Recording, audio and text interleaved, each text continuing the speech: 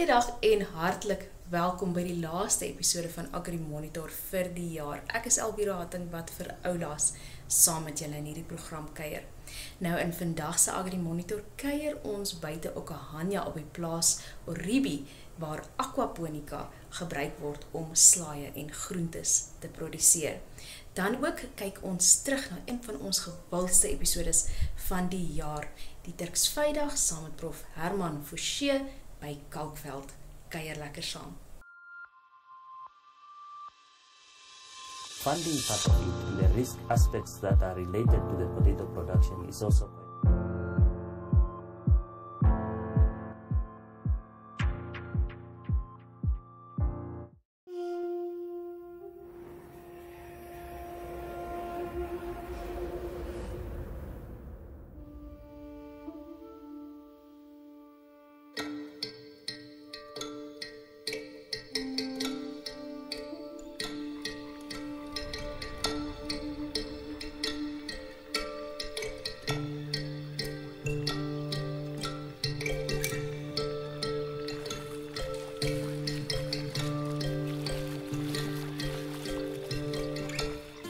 We have been living alongside the Kavango, Kwando, Linyanti, Chobe, and Zambezi rivers for many generations.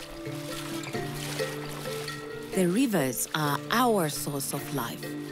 For centuries, they have provided us with food, water, and shelter. We are the river people. We once were rich because the animals, the birds, the reeds, and the fish were plentiful. We were a proud people. We believed that our ancestors had led us to a paradise that would provide us with riches till the end of time.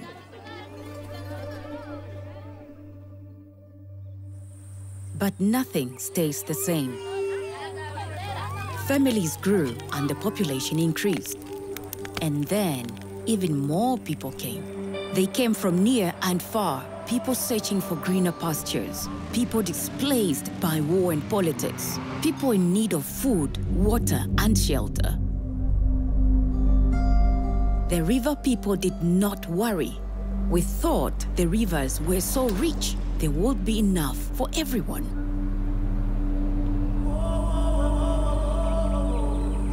Then came the dealers. The dealers are greedy people who do not live along the rivers, but they come anyway to take our fish. They come with boats, buckies, money, and illegal nets. The dealers pay some river people to poach fish for them. They give the poachers the deadliest illegal nets and show them how to drag the nets across the river, catching every fish and every animal in their path, tearing up the reeds and plants, destroying the rivers. The fish they take are not for the river people.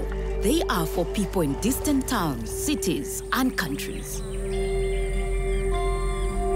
When there are no more fish to be caught, the dealers will find poachers somewhere else to make their money. The dealers don't care that the river people will be left with nothing. The dealers have already taken so much, it has become much harder for the river people to catch fish. Sometimes we can fish the whole day and not catch anything. Legal nets are hard to get and expensive, so river people still use illegal nets to catch whatever they can. The government and the scientists try and convince the river people that overfishing will destroy the rivers. But some river people can't think about tomorrow. They think only about their families that are hungry today.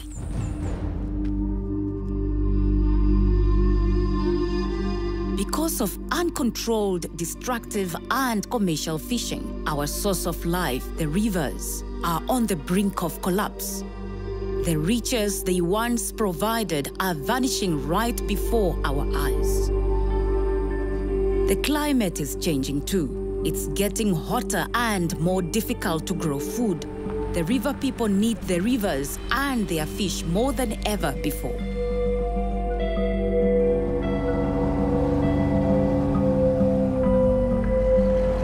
Hello.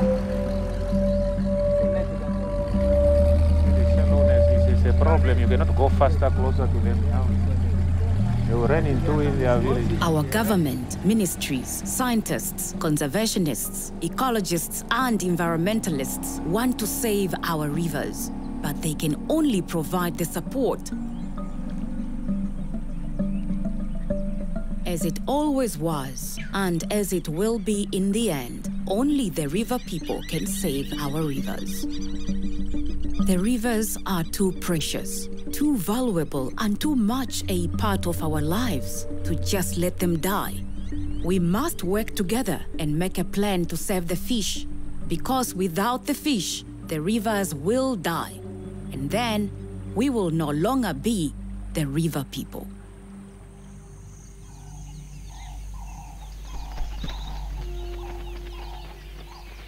Every bird, mammal, reptile, insect, plant, and fish are essential parts of our ecosystem. National parks were created to protect our wild animals. We created conservancies so that our people could benefit from the wildlife and find sustainable ways of coexisting with nature. Tourists travel from all over the world to visit our reserves and learn about our history and culture. Hunters pay a lot of money to hunt in our reserves. Our fish are wild animals too, just like the elephants, buffaloes, and antelope. They also need a natural, clean, rich, safe environment to thrive. What if we created reserves on our rivers for our fish? What if there were parts of our rivers where fish were free to breed and live, where they were safe from destructive fishing? What if the river people themselves made the rules and controlled and managed these reserves so that they were the ones that benefited? The idea has been tried and it works. Years ago, the Sikunga Channel on the Zambezi River was a popular destination for tourists and recreational fishers. But poachers stripped the river of her fish.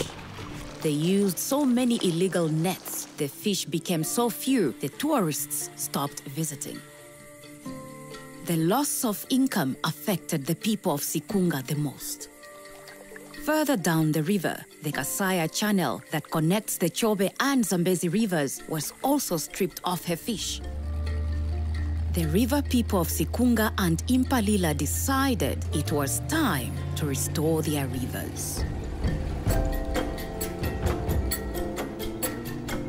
Supported by the Namibian Nature Foundation and the Ministry of Fisheries and Marine Resources, their communities came together and agreed to develop and manage their own fisheries reserves. In 2015, the river people of Sikunga and Impalila created Namibia's first riverine fisheries reserves. The Sikunga and Impalila fish guards patrol the rivers, confiscate illegal nets, and report illegal fishers to the authorities. Destructive fishing has been reduced considerably. The fish have recovered and become plentiful. More birds and animals live along the rivers. The communities work together with the lodges and attract more tourists to the rivers, and the river people benefit directly from the tourism. River people outside of the reserves also benefit because some fish move out of the rich reserves and replenish stocks up and down the river. Their rivers are rich once again. As it was in the time of our ancestors, the river people of Sikunga and Impalila can go to the river and expect to catch fish. Bless our food so that it can be delicious to us. We ask thee in the name of Jesus. Amen. To start a reserve, you must find men and women with vision. River people who understand how important it is to manage our wild resources effectively. It requires river people with strong links to their communities and strong leadership qualities. Each community have their own challenges. Each reserve requires a unique plan to make it sustainable. Income can be realized from hunting concessions, fishing fees, or ecotourism. It costs money to train and pay fish guards and fish monitors who will patrol the rivers, protect the resources, and educate the river people. We are not alone. The Namibian Nature Foundation helps communities to develop the plans and manage the processes. The work is complex. It takes time and requires absolute dedication to the conservation of our rivers. It's not an easy task, but it can be done. Along our rivers, there are already 20 fisheries reserves gazetted, with many more to come. Soon, more than 150 kilometers of Namibia's rivers will be protected. Fish reserves do restore the fish stocks, ensuring that in the future, there will always be healthy food available for the river people. My name is Broby. Fish reserves can maintain our livelihoods, connect us to our land and our roots, restore our traditions, and preserve our cultural and spiritual heritage so that we can honor our ancestors for bringing us here and blessing us with the riches of nature. We come together, support each other, educate each other, share our challenges and work hard together. A network of fisheries reserves along our rivers can flourish. When we know that our fish are safe, when we know that our rivers are protected and that we can provide our children and our children's children with food, water and shelter, then we can, with pride, call ourselves the river people.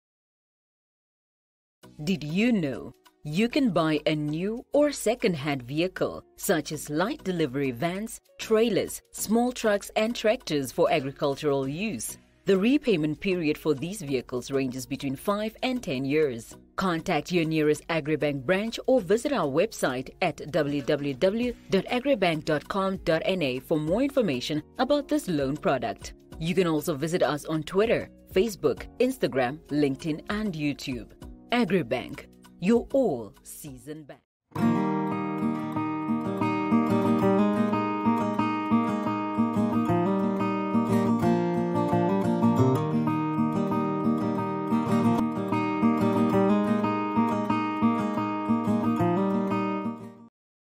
I used to be a former Bravura employee. I was a financial manager for 4 years. In the background, I was fascinated in working on agri-tech solutions, on aquaponic solutions, which absolutely fascinated me. And I left Bravura in 2020, I resigned, and I came back to Bravura 6 months later and requested assistance. I asked Willem and Ian to assist me in taking this vision to establish agricultural projects in Namibia, to bring solutions to countries and areas where solutions are required. Our aquaponic project is a recirculating system where fish live in harmony with plants. Your fish water goes through a filtering system, your plants absorb the nutrients from your fish, and it returns clean water to your fish. And so it's a natural ecosystem, and you produce crops sustainably. You produce crops with no chemical fertilizers, you produce crops with no chemical pesticides. Because if you use chemical pesticides, your fish will die. There's a natural hedge in your aquaponic system to ensure that you deliver quality produce that is safe for human consumption. Let me start by sharing the vision that started this whole project. It was a vision to make a difference. It was a vision to bring food security to regions where no food security exists. It was a vision to make a difference in the community, a vision to bring quality produce to regions that imports the bulk of its produce. And so we are not focused only on aquaponics, but that is the driving force. And so we have lined up follow-up projects that will make a difference in each and every region that we are going and entering into. We are producing crops with 90 to 95% less water than your traditional soil-based farmer. And we are producing crops at 20% of the footprint that your normal farmer would use. And so the focus is to make a difference. We make a difference by making it economically viable. We are making a difference by making it attractive from a shareholder point of view. It's about ensuring food security. It's about providing produce where water is a problem, not shying away from the environmental concerns, but putting measures in place to ensure that we can still produce quality crops. So I came to Bravura with this vision to establish this project, not knowing how this will turn out.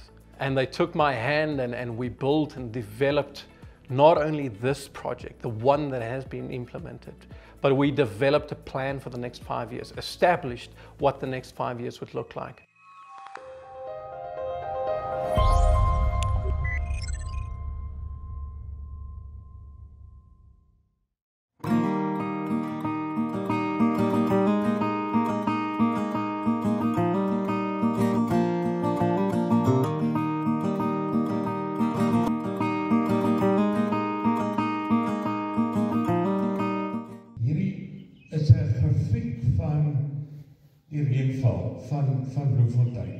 Ons sien, as jy nou gaan mooi tel, dan is daar meer jare onder die gemiddeld, as wat daar jare ook in die gemiddeld is. Wat typies kenmerkend van die ariede gebiede is, en met julle gaan dit nog meer so wees. Met ander woorde, droogtes en abnormale dinge is deel van julle boerderysisteem. En 'n mens moet dit nou begin self bestuur. In die verlede was daar droogtehulp, gebiede is droogtegetuisters verklaar, en dan was daar finansiële hulp. En dit is nie meer so nie. Deel van die praatjie gaan dan nou juist daaroor. In hoe mate kan turksvye ons help om droogtes dan nou beter te bestuur? Wat is dan nou die ideale gewas?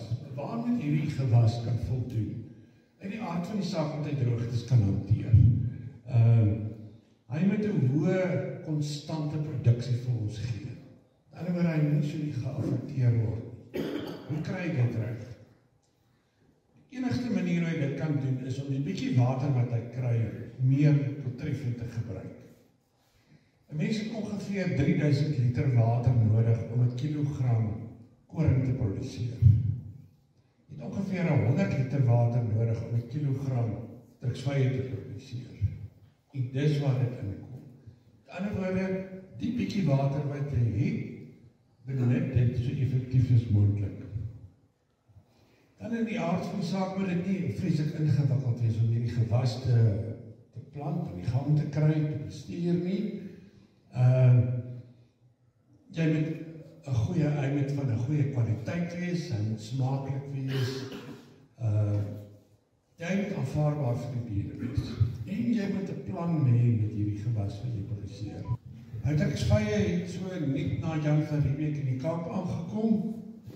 Dit is hoofsaaklik die Spanjaarde wat turksvye die hele wêreld versprei het. Die regering en almal is kwaad vir hierdie gewas en hulle voer cochineal en cactoblastis in as biologiese agente om hierdie ding uit te haal. En van watter turksvy praat ons nou? Dis die doring turksvy wat ingekom het. En die rede hoekom hy vervuil is omdat niks hierdie plant geëet kan kry. Hy is net ontoeganklik. En toe in 1914, voor die regering, of die departement van landbou voer toe 23 doringlose cultivars in, wat ek net gaan hier eers dit sê, toe is die onkruidwet het toe bepaal dat alle doringtruksvye 'n kategorie 1 onkruid is, wat jy nie mag besit nie, jy mag nie boer met hom nie, jy mag hom nie versprei nie, en al die ander dinge. Maar die wet sê ook, in die volgende sin sê hy, maar uitgesluit alle doringlose truksvye. Wat bedoel ons by doringloos? Dis die cultivars wat nie lang dorings het. Almal het haardorings. Maar as jy nou 'n gewas plant wat meer water-effektief is, ons waterverbruiksdoeltreffendheid beter is, dan beteken dit mos nou dat jou produksievlakke opskuif. En dit sou ons nou goed gewees het, as jou produksievlakte so kan opskuif, dat die swakste beter is jou gewildste. Verstaan jy die beginsel? En truksvye kan dit in 'n baie groot mate doen. Een van die groot uitdagings is siektebeheer, boordbestuur. 'n Mens kan nie 'n ding verwaarloos en verwag dat hy in 'n baie ongunstige klimaatsomstandighede nou skielik vir jou met alles gee wat jy wil hê nie. Waar plant 'n mens truksvye? Hy kan feitelik op enige grond. Sy enigste beperking is, soos Piet gesê, sout en natvoete. Hy kan nie in versuipte omstandighede staan nie. Dus so 'n mens, en as jy hom besproei, moet jy versigtig wees om nie te oorbesproei nie. Die meeste mense wat truksvye besproei, oorbesproei hom. Dan 'n ander belangrike ding. Ons het gesê truksvye is verskriklik smaaklik. Alles vreet truksvye. As jy nie omhou nie, dan gaan jy niks van hom hê. Watter cultivar kies 'n mens? As jy die vrugtemark is, soos Piet gesê, jou kliënt bepaal watter kleur vrug produseer. Suid-Afrikaners hou nie van gekleurde vrugte nie, maar dit het 'n negatiewe konnotasie met die ou beestruksvy. Dis daai ene met die groot blou blaaie en daai bloedrooi vrug wat lê. Hy het 'n frank smaak, wat glad nie lekker is nie, maar hy het 'n unieke kleur in hom. En daai betalein wat hy het, verander nie met temperatuur nie. Dis die enigste vrug wat jy kan kook, en dan is jou die kleur van jou stroop is nog dieselfde as jou vrugsin. Die ander sinne word bruin as jy hom warm maak. Goed, sy indringingpotensiaal. Ons moet seker maak dat die goed wat ons aanplant doringloos is.